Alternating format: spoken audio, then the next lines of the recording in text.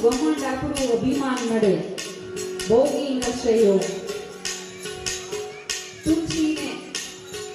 તરસ્યો કહેતા બોલો આ તુલસીદાસ આખું રામાયણની રચના કરી